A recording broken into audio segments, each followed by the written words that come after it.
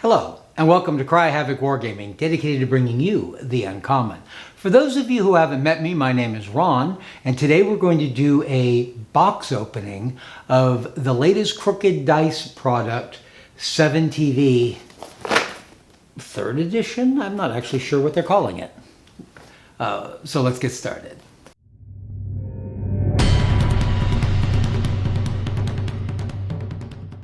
So many of you will know that I'm a big fan of 7TV. Any of you are regular viewers of this channel. I play 7TV and have for several years now, having played several of its different incarnations. That includes Spy-Fi that I started with, then Pulp. I play, or I haven't played, but I have Magic. I have all of the box sets with the exception of Apocalypse, which I guess speaks to one of my biases. Not a big Apocalypse fan, though I do play some. I've played zombie games and things like that, but not a big fan of a lot of that genre, or at least not for playing it, though oddly I do like Zona Alpha. I think it's the Russian part of it that makes me like that one. So we're going to do a box opening, an actual box opening, oddly. I haven't even opened the original package. I've been waiting for this for some time. This is the Kickstarter of their new Universal book, something that they probably should have done from the start. So we'll talk a little bit about that, I guess, as we go, but we're going to take a look and see what's in this box first. So the first thing that comes up in a VHS plastic box is, it says Tokens and Templates, Revised 2nd Edition. That's what they're calling it, the Revised 2nd Edition. I never played the 1st edition of the game, but I have played several versions of the 2nd. So it comes with a handful of plot points. These glass beads are used for plot points. That's how you activate your forces in the game. There's a small number of dice, 3 dice. These are probably not enough plot points, at least not for the way I play the game. But I've got lots of those that I bought extra. I think the reason I went ahead and bought the templates is I really like what they've... I mean, I have templates from all the different box sets I have. It's become their habit to make them very thematic. So this is kind of a step away from that by making a generic set. But they're so pretty, their new tokens. I probably will still use a lot of the original ones I have, like the Spy-Fi ones are acrylic and they're really fitting for the game.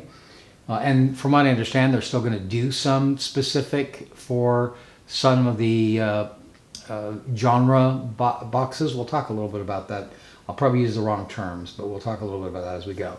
But so those are the basic tokens. And then in here are a lot of various templates.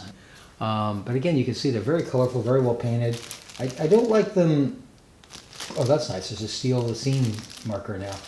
I don't like them as much as the fantasy ones, which are just absolutely beautiful, but they're still very nice. That's a sort of a flame one, a wall or a barrier.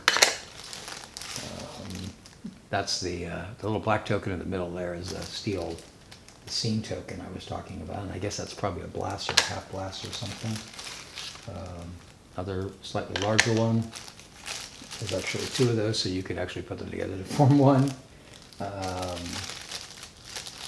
The round one here, and then, as I say, another Steal the Scene marker. That actually may not be a bad idea to have 2 of those. I'm not sure for how they're being used, but my guess is that they probably, these look like MDF, so I don't know why this cardboard is. That may not be cardboard, that may just be MDF. These markers look like they're basically painted MDF. Genre card. As I understand it, keep in mind I've just done a box opening. I'm seeing some of these things for the first time, just like you are. But as I understood it from the Kickstarter, these are kind of cheaters' guides. Basically what they've done, I guess I'll talk about that now. In the old days, you would buy a box set that was geared towards a particular genre, and they came out with, what, 4 or 5 of them. It was getting a little expensive to have to buy a new box set every time, and you were getting a lot of duplicate stuff. I mentioned, I think, that the tokens were genre specific, and that was kind of cool, but it was also unnecessary. You also got in your rule books a lot of duplications of the earlier rules. The rules would slowly change, and there would be some details that were a little different, but mostly you get new rule books with the same basic rules. So now they're going to do genre packs which will, there'll be a spy-fi one, a magic one, and that'll have the stuff necessary to turn your basic generic, the game in this box, into your genre that you're interested in. But these are like cheater's guides, so that you can actually do this before these genre books or packages come out, or without ever buying them. So they break down into action, adventure, fantasy, should probably do this, historical, horror, and sci-fi. And we'll just look at the sci-fi to give an example of the kind of things they do. So the spy-fi, the dream of better living through technology, or the nightmare of science gone mad. This genre explores the possibilities of tomorrow world as envisioned on film and TV. Artificial life forms, genetic mutations, and interplanetary warfare, global apocalypses, and steam-driven retro tech. The future is so bright, you gotta wear shades. So then it has the genre effects. Beam me up, plot point cost, no restrictions, none effect. All extras with the sci-fi genre may activate for free this turn. First contact, plot point cost is 1. Restrictions, requires a co-star or star of this genre in your cast. Effect, any charge, attack, or attack made against a disadvantaged enemy gains 2 stretch die, not sure what that is, to its strike roll this turn.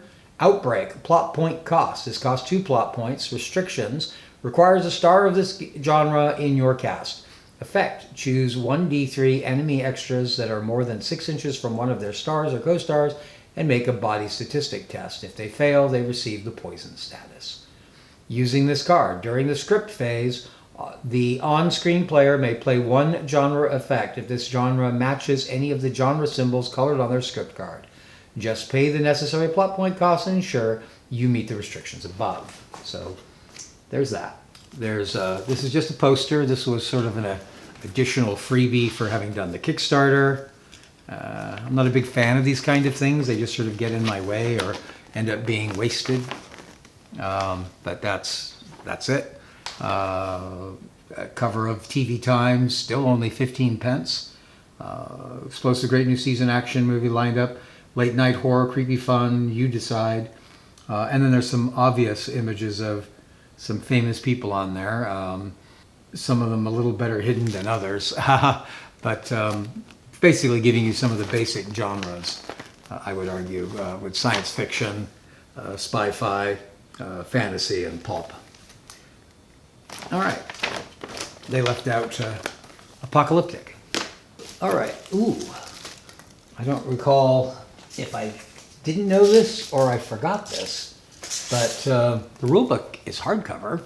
The old rulebooks were little soft paper covers. There were 2 or 3 of them in each, depending on which box set you had. This is a very nicely made hardcover.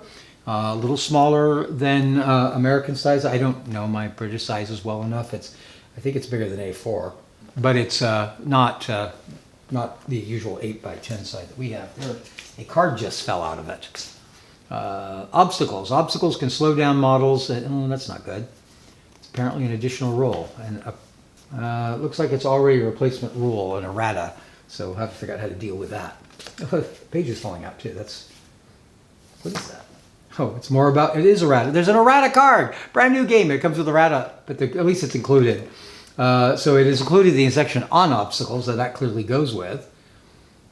And that is meant to be labeled to cover the error in the book, sure enough. So that's cool. Nice thought. So we'll take care of that. Crooked Dice Cinematic Skirmish Rules, revised 2nd edition core rulebook. Cinematic skirmishing in the world of cult and TV film.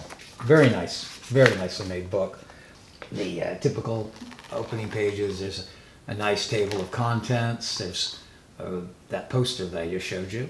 An introduction, basically laying out what 7TV is, the metagame aspect of 7TV. For those of you who don't know, all of the 7TV games are either movies or televisions, and specifically, rather than actually being the reality of it. It's sort of a celebration of cult TV and film. So here's what they're giving is the genre: 7-inch high spy-fi, apocalypse, pulp, fantasy, and the 80s. That's a brand new one. It's not released yet, but I believe it's going to be the first one they come out specifically designed for the new book. So there's a section, the behind the scenes. These are the artificial movie studios and television stations that they've invented as the behind-the-scenes creation of this.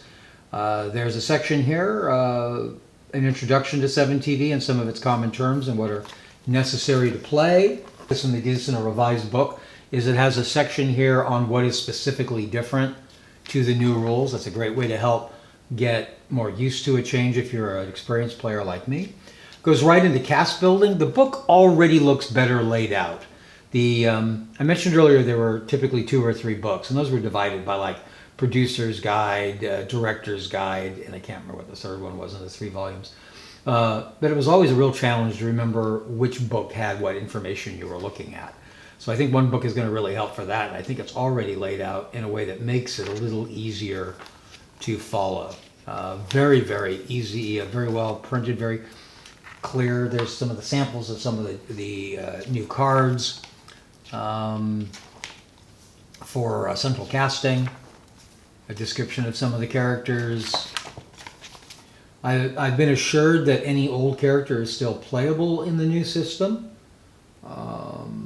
I guess there'll probably be some occasions where some of the names or descriptions may change, but everything else is still pretty much usable and playable. That's a nice boat model.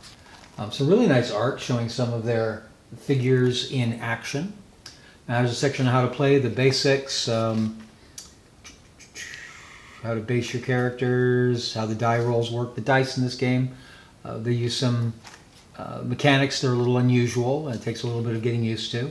Statistics tests, plot points, how those work and how you're generated.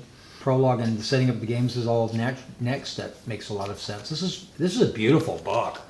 I mean, they were always really good with their pictures in their books and their little diorama scenes.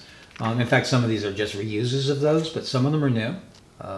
Spending plot points, the different things you can do. Oh, look at that. It's got a built-in place marker. That is a luxury I have never seen in a gaming book, and that is just really, really cool. The little ribbon to mark your place as a built-in, that's, wow. What a nice little detail. The description of what the various actions are, what they can be. So a lot of examples. It looks like they're going to clear up some of the confusion. I mean, it wasn't a very confusing game, but there was a little here and there. Very good. Oh yeah, this is really nice. I'm very pleased with the look of it. Look at that in that book, that picture there.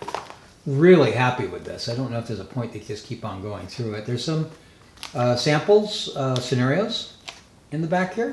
Some of them are just basic scenarios like they had in the original one, the rescue, the battle, things like that, those basic, completely generic things. But then there's some narrative episodes here. They're based on a Robin Hood horror story, it looks like. It's a mixture of the Winterly figures and Robin Hood. There's Adventure versus Fancy. Adventure archaeologist uncovers a lost world with the free pictures of Hyperia. That's kind of a neat idea, sort of a world forgotten pulp theme. The Moon is Not Enough. Action versus sci-fi. Dashing and endangering Hemingford Gray, the secret agent, top agent, sent to infiltrate the moon base. So pretty cool. I think these images are more vivid than they were in the old book. So there's descriptions and synapses on how to play those narrative scenarios. They're very similar in look to some of the scenarios that have come out with some of the feature sets. I've mentioned the genre packages, but there's also feature sets, which will also come in VHSs and direct you specifically to a particular show is the concept. So there's one already out for Orsa. There was Vlad's Army. There's the Dracula set, I would argue, is basically that for fantasy. Tropes add infinite possibilities of exciting action and cinematic scenes. Not exactly sure what tropes are. I mean, I know what tropes normally are. Oh, okay, these are theme setups. So, like for action, city riot or hostage situation, ticking time bomb, cursed treasure, lost worlds, doomed temple. It's kind of your background for your story. This is kind of something that was in pulp after a fashion. I think there were dangers, but that's a neat idea. Campaigns, the ratings were, that was in one of, I think that was in the 64 program guide book. Those have been out there before. Effects Department, Chapter 4, with a great picture of Shiva's beast there. These are the various weapon effects, how they work, how to use your templates, what the statuses mean on the tokens. Prop deck, we'll discuss that a little bit earlier. It's Marvin. Props, I believe, have replaced gadgets, if I remember right. How magic works, a lot of people won't, unless you have the fantasy, you won't actually have the magic system. Vehicles, I'm hoping that the system for vehicles is a little better than what was in the original game, but I know it's not as good as what was in Apocalypse. Chapter 5, Advanced Rolls, that's interesting. Specific injuries, the use of MacGuffins, various genre effects. This is really cool. Central casting, that's the basic characters that come in the original set. That's an old idea with them. That's what the cards are going to be that I'm going to be showing you in a moment. Those are all for what they call central casting. Oh, that's one thing I don't like. They typically had a cheat sheet or QRS on the back of the book, which was really a nice feature. Maybe there's one in here somewhere. Central casting gives you basically what you need to play almost anything you want without having to create your own cards. You just look for a card that is similar to what you have in mind, what you're trying to build. You know, there's things like Insidious, Industrialist, or Adventure Hero. That's not really one, but that kind of name. You know, Jungle Queen. Various stereotypical hero and villain types. The cards are coming in a box. That's kind of nice. They never used to. Now, I've already seen pictures of the cards, and I can tell you already I don't really like them as much as the old ones, which were very specifically colored and looked right for the genre, though some of them were really hard to read because doing the genre actually got in the way of the reading of the card. In fact, with that in mind, it looks like the typeface is bigger on all of these. For an older player like me, that's really nice. Some of these cards are similar and are groups I'm very much used to, and others are new. I don't know if I want to go through all of those, but to give you an idea what they look like. It's, like I said, it's a slightly brighter, more colorful version of what they used to look like. Not sure how many are in that box, but it's more than a normal 52 deck. That's for sure. And then we have another box of cards. I'm not sure how these are going to differ from the ones we just saw. I mean, they look exactly the same, these outer boxes. They may be exactly the same. I'm pretty sure that Bold Blade was the first one. That may be how they're doing. There may be some ability to duplicate, or maybe I bought to. Or something, I don't know. I don't see a packing list in here. I bought a bunch of extra stuff too, I do know that. So, and it's possible there was some strange stretch goal that was an extra. That happens sometimes with Kickstarters, is they end up making an add-on, something that originally came with it, so you end up with duplicates. I've definitely had that happen before. Okay, these are the prop cards. They're very bright and they're very colorful, and they do basically look kind of like the old gadget cards. I mean, they're shaped differently and all that, but it looks like they have a similar purpose. The script cards are what used to be the countdown cards. They've given them a name that's a little more generic to the different classes. Wilhelm Scream, enemies are dispatched in style, choose one of your models. And they break down by Act 1, Act 2, and Finale, just like the original cards did. They just changed their name, so they can be universally used across those different types. What is in here? I only bought a handful of figures. So there's a new cameraman. I have the old cameraman, I've never used them, but they've updated the camera. And then most of these figures are going to be, this is a man with a camera over his back, and probably a newsman. May not even have bought, if these were extra, I may not have bought them for use in this game. There's a boom man, boom is bent. There's the director in the wheelchair, famous director, I think they call him. This is an idea that they started, it didn't really follow through with a whole lot in the old games. See if I can get him where you can see him. The Boom Man. The idea of these behind-the-scene characters, they started with the cameraman who had certain game effects, and I believe that's what they're going to do with these other ones. Whether or not, or how useful that'll be, time will tell. But, you know, it's an interesting idea. So I did get all of those, and I think I had to pay for those. I don't think those were all frees, but I thought it'd be fun to try them at least, and I kind of like the idea. The little rings here, these are 3D prints. They also sent me an STL, but they are various statuses or effects. Like this is captured, so you can link your two characters together, the captured character and the one that's captured it. Immobilized, scared, those sort of things.